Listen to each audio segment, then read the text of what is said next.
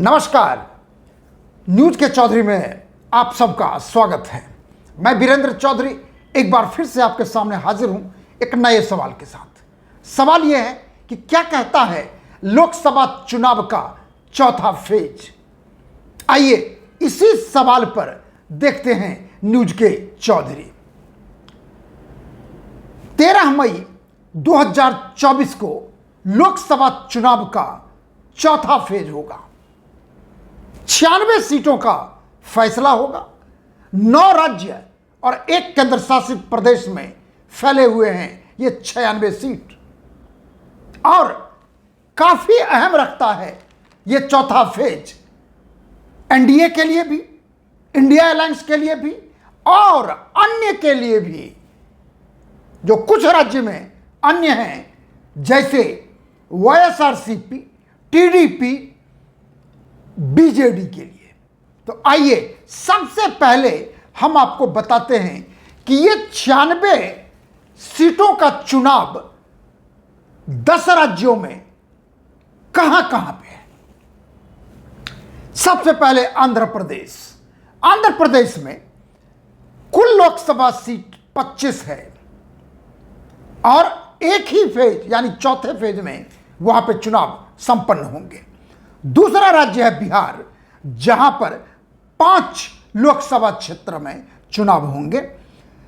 जम्मू कश्मीर 1 लोकसभा क्षेत्र, झारखंड में 4, मध्य प्रदेश में 8, महाराष्ट्र में 11, उड़ीसा में 4, तेलंगाना में सारे सीटों पे यानी 17 सीटों पे, उत्तर प्रदेश में 13 सीट और बंगाल में 8 सीटों पे लोकसभा चुनाव होंगे। अब सबसे पहले यह जानना जरूरी है कि ये 96 लोकसभा सीट, 10 राज्य जिसमें एक केंद्र शासित प्रदेश। तो यदि हम 2019 के लोकसभा चुनाव के पार्टी पोजीशन को देखें तो एक अंदाजा लगेगा कि आखिर इन 10 राज्यों में किसका स्टेक सबसे ज्यादा है। आइए हम आपको बताते हैं। आंध्र प्रदेश में 2019 के लोकसभा चुनाव में 25 में से 22 सीट जगनमोहन रेड्डी की पार्टी वाईएसआरसीपी को मिला था। बाकी 3 सीट टीडीपी चंद्रबाबू नायडू की पार्टी। दूसरा बिहार के 5 सीट 2019 में 3 मिला था बीजेपी को, 1 एलजेपी और 1 जेडीयू। जम्मू कश्मीर 1 सीट पे चुनाव वो नेशनल कॉन्फ्रेंस को मिला था। झारखंड में 4 लोकसभा सीट जिसमें 3 पे बीजेपी की जीत हुई थी और 1 पर कांग्रेस की। मध्य प्रदेश 8 सीट, 8 के 8 बीजेपी के खाते में गया था।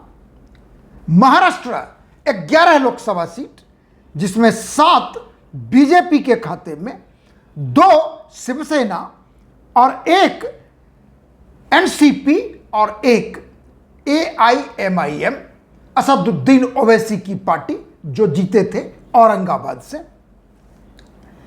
उड़ीसा 4 सीट जिसमें 1 बीजेपी, 1 कांग्रेस और 2 बीजेडी नवीन पटनायक की पार्टी।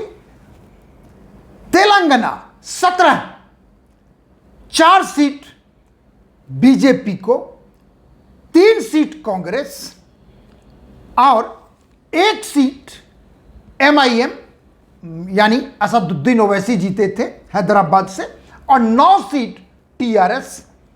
उत्तर प्रदेश 13 सीट, 13 के 13 बीजेपी के खाते में गया था 2019 में। वेस्ट बंगाल 8 सीट जिसमें 3 सीट बीजेपी को मिला था, 1 कांग्रेस को और 4 टीएमसी यानी ममता बनर्जी की पार्टी को।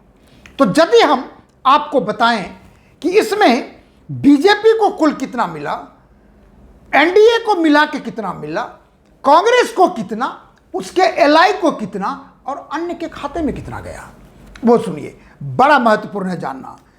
96 सीटों का लेखा जोखा 2019 का इस प्रकार है कि 96 में से 2019 में बीजेपी को मिला था 42 सीटें और बीजेपी के एलआई यानी एक एलजेपी, एक जेडीयू, 2 शिवसेना और 3 मिला था टीडीपी, चूंकि अलायंस में आ गया है वो, तो ये जोड़ेंगे तो बनता है 7। यानी एनडीए को जोड़ने पे 96 सीटों में 49 सीट बनता है। अब देखिए, यहां पर एक चीज जानना बड़ा जरूरी है कि यदि हम बीजेपी का देखें 42 यानी 96 में से 42, तो स्ट्राइक रेट बनता है लगभग 43%, यानी 43% सीटों पे बीजेपी ने 2019 में 96 सीटों में जीत दर्ज की थी।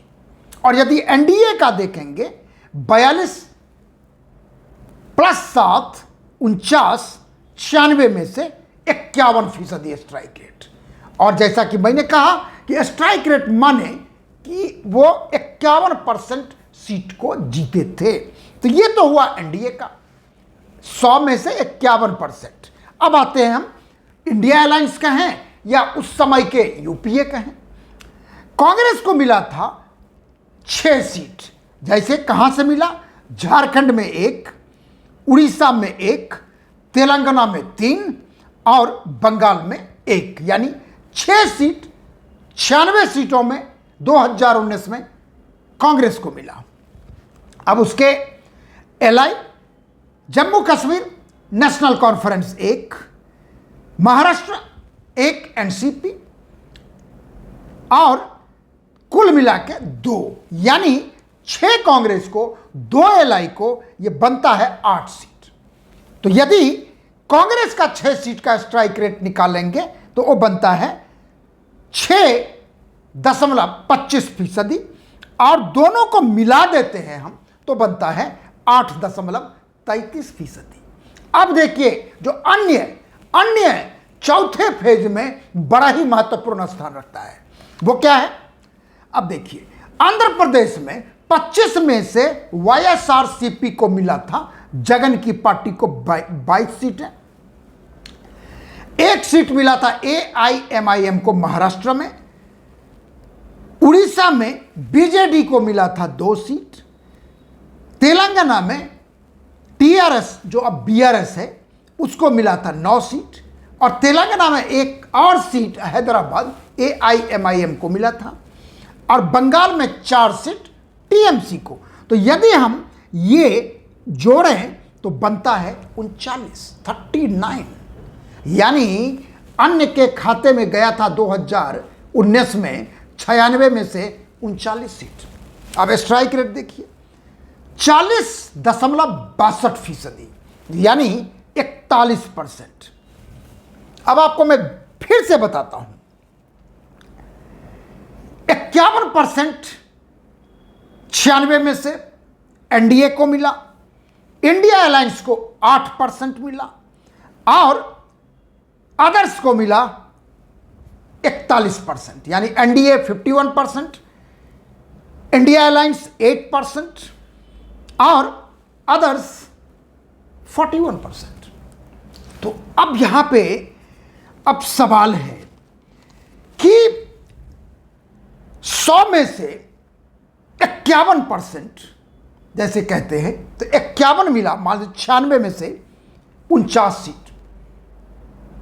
अन्य फेज में आप देखेंगे तो आप एनडीए का देखेंगे, पहला फेज में था 49%, दूसरा फेज एनडीए का था 74%, तीसरा फेज एनडीए का था 86%। तो पहले फेज के बाद यह दूसरा फेज है जहां पर एनडीए का चैलेंज बहुत बड़ा है। और यह है क्यों? और यह इसलिए है कि यदि मैं आपको बताऊं कि यदि आप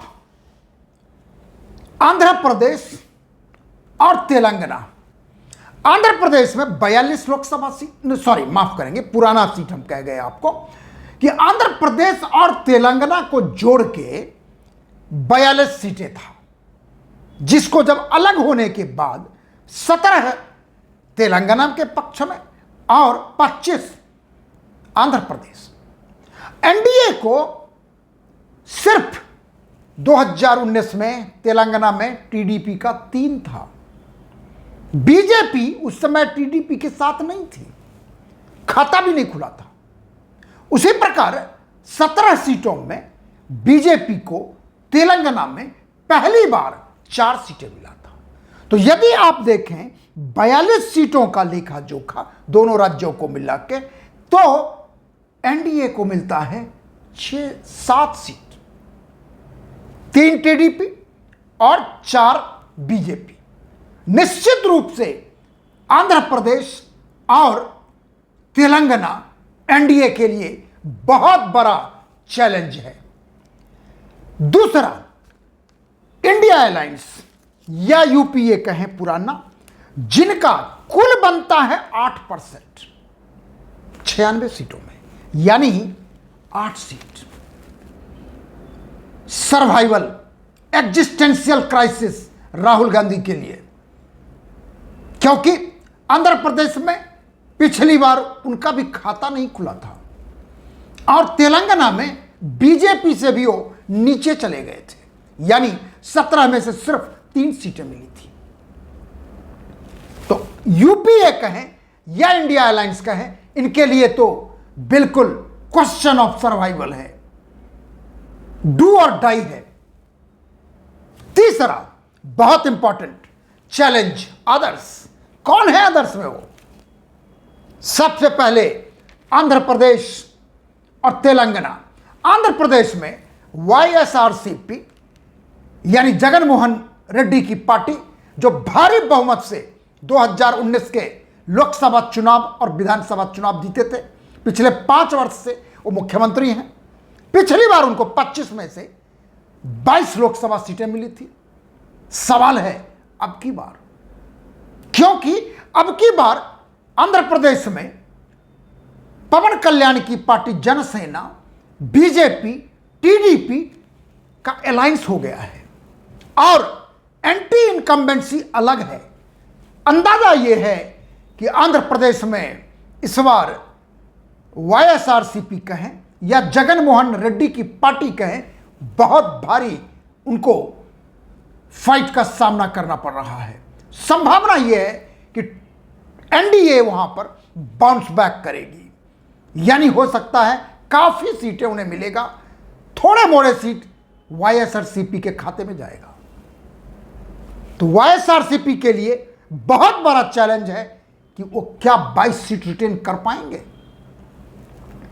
दूसरा अदर्स, तेलंगाना, बीआरएस, जिसे टीआरएस कहते थे पहले।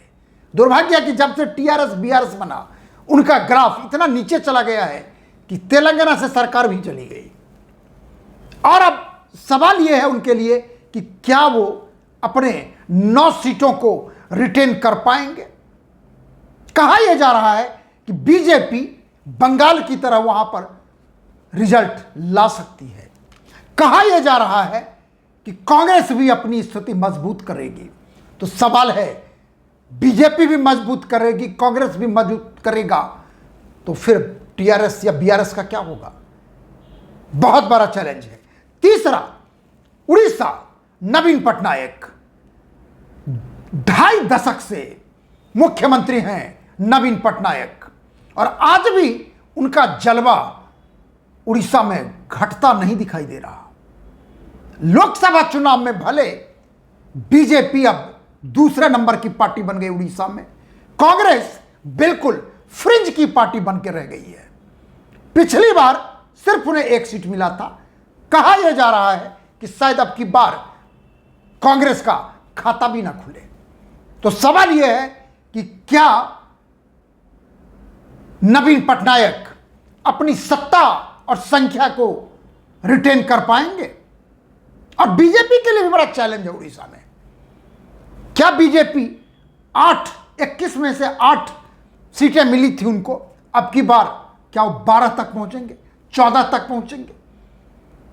बड़ा चैलेंज बीजू जनता के लिए भी है, बीजेपी के लिए भी है, टीआरएस के लिए भी है, जिसे बीआरएस भी कहते हैं, वाईएसआरसीपी के लिए है। बहुत बड़ा चैलेंज। और सर्वाइवल का तो सबसे बड़ा चैलेंज कांग्रेस का है।